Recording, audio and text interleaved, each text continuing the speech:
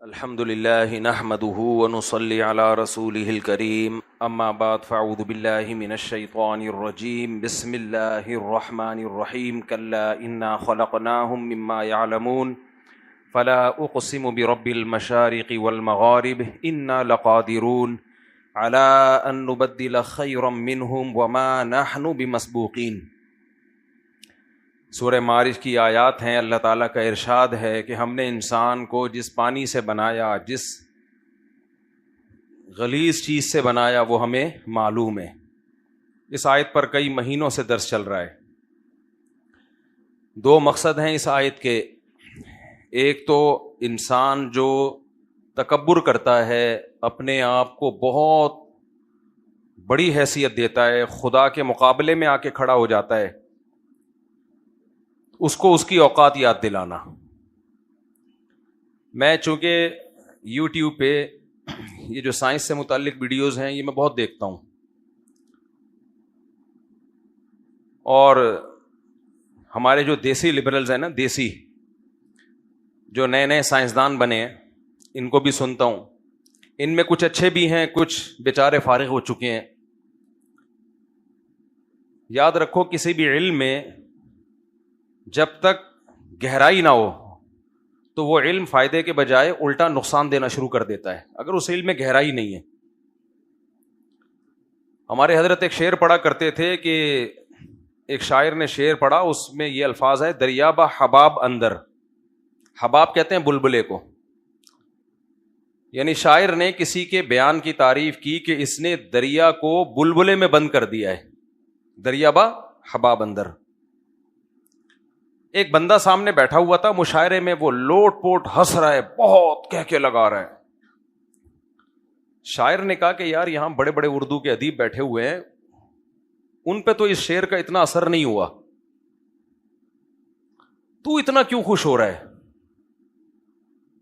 اس نے کہا یار، میں شعر کا مطلب سمجھاؤں، باقی بے وقوف ہیں، ان کو سمجھ میں ہی نہیں آیا۔ اس نے کہا کیا مطلب ہے؟ کہہ رہے آپ کہہ رہے ہو دریا میں بہا بندر، دریا بحباب اندر، دریا میں بہا بندر، تو دریا میں بندر بہتا ہوا، ہاں ہاں، کیا زبردست۔ تو اب دیکھو، اس مشاعرے میں اگر کوئی ایسا شخص بیٹھا ہو جس کو بالکل بھی اردو نہ آتی ہو، تو وہ تو ٹانگ ہی نہیں اڑائے گا نا، وہ کہے گا مجھے کیا پتا کیا کہا ہے۔ اس سے کسی کو نقصان نہیں ہوگا، نہ اس کی ذات کو نقصان ہوگا، نہ کسی اور کو نقصان ہوگا۔ وہ کہتا ہے بھائی مجھے اردو میں میری معلومات زیرو ہیں۔ اور جو اردو کے ماہرین بیٹھے ہوئے تھے، ان کو بھی کوئی نقصان نہیں ہوگا، بلکہ بہت فائدہ ہوگا۔ کہیں گے یار، دریا کو کوزے میں بند کر دیا، اس کے لیے ان کو پتہ چل گیا کہ ہمارے پاس بھی ایک لفظ آ گیا ہے، اور شاعر جو شعر میں پیغام دینا چاہتا ہے وہ بھی سمجھ میں آ جائے گا۔ ہم جب اردو کے امتحان دیا کرتے تھے، اس میں لکھا ہوتا تھا کہ شاعر شعر میں کیا کہنا چاہتا ہے، پھر ہم بتاتے جی میر تقی میر شعر میں یہ کہنا چاہتے ہیں۔ آج کل سیاست دانوں کی تقریروں کے نیچے لوگوں نے لکھا ہوتا ہے شاعر اس شعر میں کہنا چاہتا ہے کہ اس دفعہ مجھے بھی کچھ سیٹیں دے دو، بہت ہو گئی ہے، ٹھیک ہے نا۔ پورے بات یہ ہوتا ہے کہ تو مجھے بالکل کیا کیا جا رہا ہے، اگنور کیا۔ شاعر اس شعر میں یہ کہنا چاہ رہا ہے۔ تو ہمارے سیاستدان تو اسی طرح چل رہے ہوتے ہیں، اکثر و بیشتر، سب نہیں، میجورٹی اسی طرح ہی ہے، سب ہی سمجھ لیں آپ، سب نہیں، میجورٹی اسی طرح ہے۔ کیا کروں، میں مجبور ہوں نا۔ تو یہ میں کچھ کا ذکر اس لیے کرتا ہوں کہ مجھے کیا کہ آپ نے ہمارے بارے میں کہا، تو میں کہوں گا میں نے سب کے بارے میں تھوڑی کہا ہے، تو اس لیے میں سیف گیم کھیلتا ہوں، سیف گیم۔ آپ کہہ سکتے ہو اگر بالفرض سب یہ کرتے ہیں تو پھر تو کچھ کا مطلب جھوٹ ہو جائے گا، تو بھائی وہ تعویل ہم نے پہلے سے کی ہوئی ہوتی ہے کہ پوری دنیا کے سیاستدان مراد ہوتے ہیں۔ اس میں پوری دنیا میں تو ایک آدھ تو ٹھیک ہوگا نا۔ خیر، تو اس شعر میں شاعر کیا کہنا چاہتا ہے؟ جن کو اردو بالکل بھی نہیں آتی وہ بھی گمراہ نہیں ہوں گے، جن کو اردو اچھی آتی ہے وہ تو بہت فائدے میں جائیں گے۔ یہ جو بیچ کا بندہ بیٹھا ہوا ہے، جو اردو ادب میں ماہر نہیں ہے، اس کو اردو میں بندر کا پتہ ہے، دریا کا پتہ ہے، اس سے زیادہ پتہ نہیں ہے، یہ گمراہ ہو رہا ہے، اور یہ خود بھی گمراہ ہو رہا ہے، اور شاعر کی 2 ٹکے کی ویلیو نہیں چھوڑے گا سوسائٹی میں جا کے۔ کیونکہ جب یہ کہے گا کہ اتنے زبردست ادیب بیٹھے ہوئے تھے اردو ادب کے، ان کے سامنے شعر یہ سنایا گیا ہے کہ دریا میں بہا بندر، تو دوسرے شاعر کہیں گے یار اس شاعر کا تخیل اور اس کا معیار تو بہت ہی پست ہے, اتنے بڑے مجمع میں بیٹھ کے یہ دریا میں بہا بندر جیسے شعر سنا رہا ہوتا ہے یہ بیٹھ کے, اس کی بھی واٹ لگے گی بیچاری کی. تو یہ میں نے مثال کیا سمجھانے کے لیے دی ہے کہ علم یا تو کمال ہو یا زیرو پہ ہو. زیرو پہ ہوگا تو علماء کی تقلید کر لے گا کہ بھائی مجھے نہیں پتا, مفتی صاحب سے پوچھ لو. یا پھر رسوخ ہو کہ خود تحقیق کرے. جب بیچ کا ہوگا تو ضلوا واضلوا, حدیث میں آتا ہے ایسے لوگ خود بھی گمراہ ہوتے ہیں اور دوسروں کو بھی گمراہ کرتے ہیں. تو یہ صرف دین کے علم کے بارے میں نہیں ہے بھائی, یہ سائنس اور ٹیکنالوجی کے علم کے بارے میں بھی ہے. یہ جو ہمارے یہاں دیسی لوگ جو نئے نئے سائنٹسٹ بن رہے ہیں, سائنس سیکھ رہے ہیں, یہ بہت سے ان میں آپ کو خدا سے دور کر رہے ہیں. کچھ گنتیاں پڑھ لی ہوتی ہیں انہوں نے, 2 جمع 2 4 کرنا سیکھ لیا ہوتا ہے, اور پھر بار بار یہ اعتراضات کر رہے ہوتے ہیں کہ بھائی سائنس تو کہتی ہے ہر چیز جو ہے وہ پروف ہونا چاہیے, ہر چیز سائنٹیفکلی پروف ہونا چاہیے ہر چیز. سائنس نہیں مانتی مولانا نے کیا کہا, یا پیغمبروں کی کیا دعوت ہے, یا تورات کیا کہتی ہے, یا انجیل کیا کہتی ہے, یا قرآن کیا کہتا ہے. یہ سائنس کہتی ہے پروف. چھوڑو یار, تمہاری سمجھ میں نہیں آئے. سائنس کیا مانگتی ہے؟ ثبوت. تو جب مذہب اور سائنس کا ٹکراؤ ہوگا, سائنس ہے یار. اور مذہبی باتیں کیا ہیں؟ ہوائی. کوئی پروف ہوتا ہے مذہبی باتوں کا؟ کوئی پروف نہیں ہے. مذہب کہہ رہے جنت ہے, آج تک کسی سائنسدان نے ثابت کیا؟ کتنی سائنسی ترقی ہوئی ہے, کوئی ایک حور کا بھی دریافت ہوئی ہو؟ اگر ہو بھی جاتی ہے تو آنکھ کھل جاتی ہے ہماری. ہم بعض دفعہ سمجھتے ہیں کہ جو جنت کی حوریں تھیں وہ آ گئی ہیں, لیکن کوئی آ کے اٹھا دیتا ہے, الارم بجنا شروع ہو جاتا ہے. جنات اب تک دریافت نہیں ہوئے. مذہب باتیں کرتا ہے برکت کی. حلال میں کیا ہے بولو نا؟ برکت. یہ میں ٹاپک اس لیے زیادہ چھیڑتا ہوں کہ یہ ہماری جو یونیورسٹی کے لونڈے لپاڑے ہیں نا آج کل, یہ سائنس سے بڑے وہ انسپائر ہو رہے ہیں. ہونا چاہیے, لیکن اتنا انسپائر ہونا کہ خدا کو سوسائٹی سے آؤٹ کرنا شروع کر دو, یہ بغاوت ہے. جس نے جو پیدا کرنے والا ہے نا اس سائنس کا, آپ اسی کے منکر ہو گئے. جس نے یہ فزکس کے اصول بنائے, جس نے کیمسٹری میں ایکویشنز ہوتی ہیں نا, 2 ہائیڈروجن کے 1 آکسیجن کے مل کے پانی بنتا ہے, تو بنایا کس نے ہے؟ یہ اللہ نے بنایا ہے. ہائیڈروجن بھی اس نے بنائی, آکسیجن بھی اس نے بنائی. تو یہ جو نئے آ رہے ہوتے ہیں نا مارکیٹ میں, سائنس کے نام پہ کر رہے ہوتے ہیں, تو اس لیے میں اس ٹاپک کو زیادہ چھیڑتا ہوں بیانات میں. تو میں کیا مثال ہی بھول گیا یار. ہاں, تو وہ کہتے ہیں دیکھو سائنس مانگتی ہے پروف ہونا چاہیے, کسی ایویڈنس. کیا ہونے چاہیے؟ ایویڈنس. اور مذہب کی باتیں کوئی ایویڈنس نہیں. جنت کی حور کوئی ایویڈنس ہے بولو؟ نہیں. جنات کوئی ایویڈنس؟ اتنا عرصہ ہو گیا, اتنی ترقی ہو گئی, کوئی ایک حور کسی کو نظر نہیں آئی. کوئی جن چڑیل بھوت جن کو نظر آ رہا ہے وہ اکثر دماغی مریض ہوتے ہیں. آپ کہہ سکتے ہیں عامل تو صبح شام دیکھ رہے ہوتے ہیں. تو عاملوں کو کون دیکھ رہا ہوتا ہے کہ یہ دیکھ بھی رہے ہیں کہ نہیں دیکھ رہے؟ سب سے پہلے سوال تو یہ ہے نا. یہ تو اپنی پھینک رہے ہوتے ہیں. اور دوسرا, اکثر جن چڑیل بھوت جن کو نظر آ رہے ہوتے ہیں وہ خود کھسکے ہوئے لوگ ہوتے ہیں اکثر. تو جنات کا لیکن وجود ہے. مذہب کہتا ہے کہ جنات کا وجود ہے, اور حوروں کا وجود ہے, فرشتوں کا وجود ہے. کوئی نظر آیا فرشتہ کسی کو؟ کوئی بڑے بڑے سائنسدان گئے, ایک نے بھی نہیں کہا کہ جی فرشتہ ہے, جن ہے, جنت ہے, جہنم ہے, قبر کا ثواب ہے, قبر کا. ہاں, برکت کی میں مثال دے رہا تھا. برکت احادیث سے یہ بات ثابت ہے کہ حلال تھوڑا ہو اللہ نے اس میں برکت رکھی ہے. تبھی حدیث میں بات بات میں برکت کی دعائیں. بارک اللہ, جب نکاح ہو گیا نبی نے دعا دی دولہا دلہن کو اللہ برکت دے. جب کسی کی شادی ہوتی ہے سنت ہے اس کو برکت کی دعا دینا, یعنی اس نکاح میں اللہ برکت رکھے.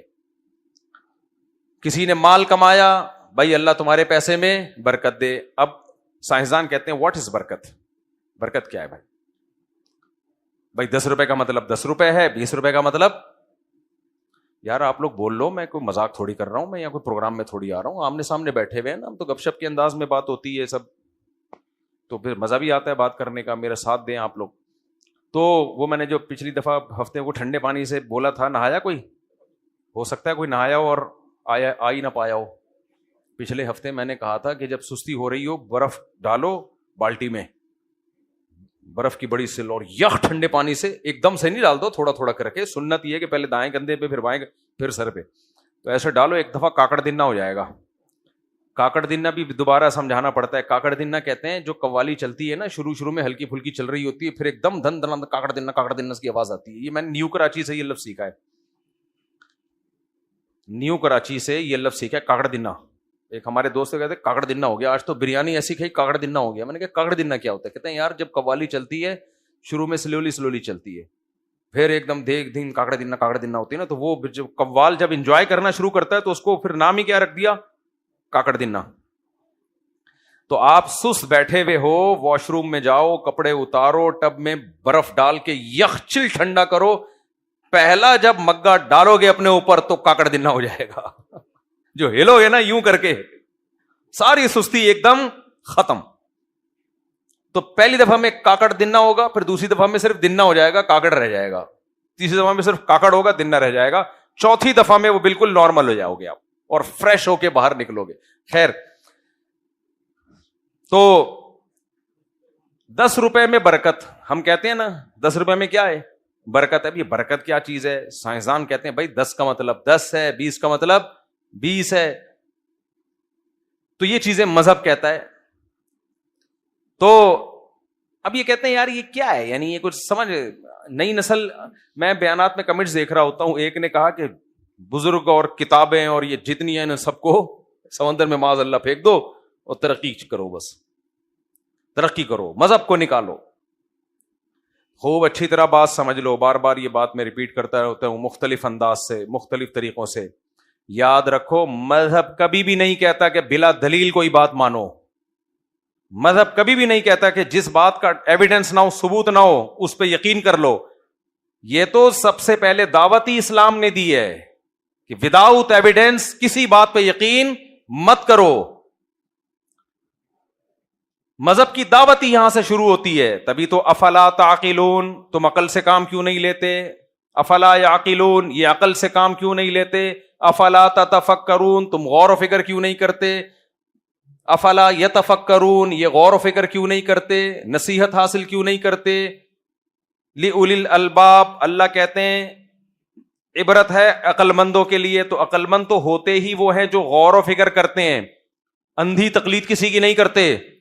سمجھ میں آ رہی ہے بات کہ نہیں آ رہی ہے؟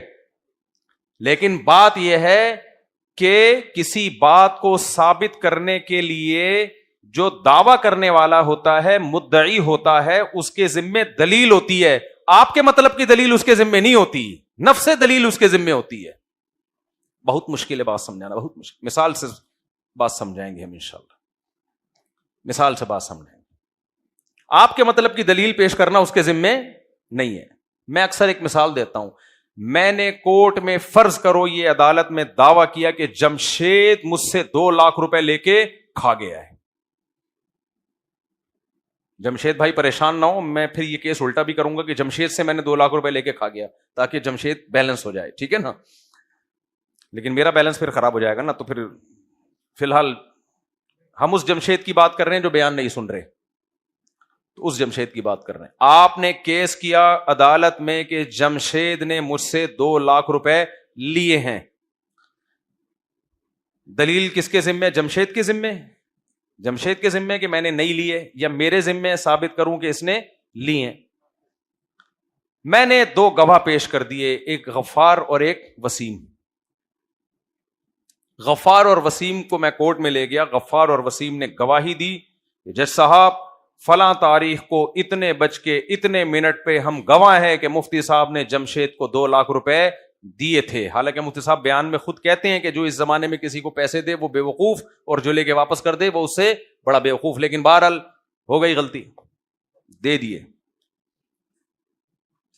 تو کورٹ میرے حق میں فیصلہ کرے گی کہ نہیں کرے گی؟ پہلے جرح کرے گی کہ یہ ایسا تو نہیں غفار اور وسیم مفتی صاحب کے کوئی رشتہ دار ہو, نہیں بھائی بالکل نیوٹرل لوگ ہیں, ان کا کوئی لین دین نہیں ہے. کورٹ فیصلہ کر دے گی. جمشید کہتا ہے میں ان گواہوں کو نہیں مانتا. ستار اور کلیم گواہی دیں، ستار اور کلیم گواہی دیں گے کہ میں نے ان سے پیسے لیے تو میں مانوں گا، ستار اور کلیم کے علاوہ میں نہیں مانوں گا. عدالت کہے گی بھائی اس کے ذمے دلیل پیش کرنا تھی جو انہوں نے پیش کر دی ہے. دلیل کہتے ہیں کسی چیز کا ایسا ہونا کہ اس کے تصور سے کسی دوسری چیز کا تصور لازم آئے. نہیں ہے بات سمجھ میں؟ بھائی ہمیں سورج کی روشنی نظر آتی ہے، اس سے ہمیں صاف پتہ چل جاتا ہے کہ سورج نکلا ہوا ہے. سورج کی روشنی سے فوراً دماغ میں آئے گا کہ سورج موجود ہے. تو روشنی دلیل ہے کس کی؟ سورج کے وجود کی. دو بندوں نے گواہی دے دی، دونوں عادل ہیں، سچے ہیں، جھوٹ بولتے ہوئے کبھی انہوں نے جھوٹ نہیں بولا، سب لوگ گواہی دے رہے ہیں. تو ان کی گواہی سے یہ ثابت ہو گیا کہ بھائی اس نے 2 لاکھ روپے لیے ہیں. اب کورٹ فیصلہ کرے گی ان کی گواہی پہ. تو اب اگر جمشید یہ کہتا ہے کہ نہیں میں یہ نہیں گواہ مانتا، کوئی اور گواہ لے کر آؤ، یا کلیم گواہی دے گا اور محمود گواہی دے گا تو میں مانوں گا، تو جج کہے گا بھائی اس کے ذمہ دلیل پیش کرنی تھی جس سے اس کا دعویٰ ثابت ہو گیا. آپ کا جس دلیل کا مطالبہ ہے وہ دلیل مدعی کے ذمہ بولو نہیں. سمجھ میں آ رہی بات کہ نہیں آ رہی؟ اب سمجھو بات کو. مذہب یہ کہتا ہے کہ دلیل کے بغیر کوئی بات نہیں مانی جائے گی.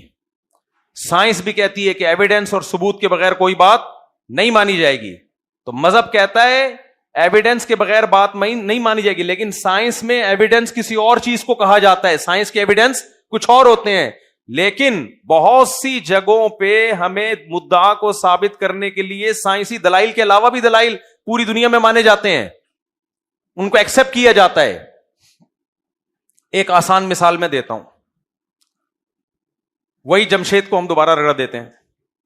میں نے کورٹ میں جمشید کے خلاف 2 گواہ پیش کر دیے کہ جج صاحب یہ دونوں گواہ ہیں کہ جمشید نے پیر کے دن اتنے بج کے اتنے منٹ پہ مجھ سے 2 لاکھ روپے لیے تھے. جمشید صاحب کوئی سائنسدان نکلے اتفاق سے. جمشید نے کہا کہ میں یہ ثبوت نہیں مانتا، میں سائنس کو مانتا ہوں. میں کس کو مانتا ہوں؟ بولو. سائنس. سائنس سے ثابت کرو کہ میں نے 2 لاکھ روپے لیے ہیں. کسی کا باپ بھی ثابت کر سکتا ہے سائنس سے. ہاں کیمرے لگے ہوئے ہوں ثابت کیا جا سکتا ہے، ویڈیو ریکارڈنگ ہو رہی ہے اس کی، وہاں کیمرے بھی نہیں تھے. سائنس سے یہ تو کیا جا سکتا ہے کہ یہ گواہی دے رہے ہیں کہ پیر کے دن اتنے بج کے اتنے منٹ پہ فلاں تاریخ کو. اب سائنس نے کیلکولیشن کر کے یہ بتا دیا فلاں تاریخ کو پیر کا دن بیٹھ ہی نہیں رہا ہے. صحیح ہے نا؟ یہاں تک تو سائنس مدد دے سکتی ہے کہ یہ جج صاحب پیر کے دن. تبھی ہم کہتے ہیں کہ یہ جو چاند دیکھ کے فیصلہ کرتے ہیں نا، اس میں فلکیات سے مدد تو لی جائے گی، لیکن فلکیات پہ حکم کا مدار نہیں ہے، کیونکہ شریعت نے اس میں چاند دیکھنے پر حکم کا مدار رکھا ہے، رؤیت. ہاں اس رؤیت میں فلکیات سے مدد لی جائے گی. مثال کے طور پر ایک آدمی کہتا ہے میں نے چاند دیکھا، تو علماء اس سے پوچھیں گے کہاں دیکھا؟ وہ کہے گا فلاں جگہ دیکھا. کس اینگل میں دیکھا؟ جی اس اینگل میں دیکھا. اب فلکیات کی کیلکولیشن کی تو پتا چلا اتنے بج کے اتنے منٹ پہ یہاں چاند ہونے کا امکان ہی نہیں ہے، یا ہے مگر اس اینگل سے ہے ہی نہیں، تو اس نے دیکھا کہاں سے ہے؟ تو اس بیس پہ اس کی گواہی کو رد کیا جا سکتا ہے. یہ بالکل ٹھیک ہے. اسی طرح خوب اچھی طرح یہ بات سمجھ لو، کوئی مذہب اگر کوئی بات دعویٰ کرتا ہے اور وہ سائنس کے ثابت شدہ اصولوں کے خلاف نکلتی ہے تو یہ اس کی علامت ہے کہ مذہب ہی غلط ہے، یہ ثابت شدہ اصولوں کے خلاف نکلتی ہے. لیکن یہ بات کرنا کہ دلیل صرف سائنس دانوں کے بتائے ہوئے اصولوں ہی کو کہا جاتا ہے، یہ دعویٰ پوری دنیا میں نہیں، کہیں بھی نہیں مانا جاتا. یہ گواہوں پہ فیصلے ہوتے ہیں کہ نہیں ہوتے؟ قتل تک کے فیصلے گواہوں پہ ہو جاتے ہیں. ایک آدمی نے کسی پہ دعویٰ کیا کہ اس نے میرے باپ کو اس نے قتل کیا ہے، عدالت کہے گی گواہ لے کر آؤ. یہ 10 گواہ لے کر آ گیا، کوئی ان کے پاس ویڈیو ریکارڈنگ نہیں ہے، لیکن وہ 10 کے 10 ایک بیان پہ متفق ہیں کہ ہم نے دیکھا ہے کہ فلاں شخص نے مارا ہے. اب مقتول یہ کہہ سکتا ہے کہ میں سائنسی دلائل کو مانتا ہوں، کہہ سکتا ہے؟ بولو نہیں. بلکہ جج کہے گا کہ 10 آدمی جن کا قاتل سے یا مقتول سے کوئی مفاد نہیں ہے، کوئی ضد نہیں ہے، 10 کے 10 گواہی دے رہے ہیں اور ان کا جھوٹا ہونا بھی کہیں ثابت نہیں ہے. ان کی سیرت ان کے محلے والوں سے ہم نے پوچھا، ان کے بارے میں سب کہہ رہے ہیں بھائی نیک لوگ ہیں. تو یہ اتنا بڑا جرم نہیں کر سکتے کہ کسی کو بے گناہ لٹکا دیں. تو اس سے پتا چلا کہ کسی قابل اعتماد اور سچے آدمی کی خبر، وہ بھی پوری دنیا میں دلیل سمجھی جاتی ہے کسی بات کو ثابت کرنے کے لیے. سمجھ میں آ رہی ہے بات کہ نہیں آ رہی ہے؟ پوری دنیا میں کسی جس کا سچا ہونا ثابت ہو جائے اس کا دعوے کو بھی پوری دنیا میں کیا سمجھا جاتا ہے؟ دلیل سمجھا جاتا ہے.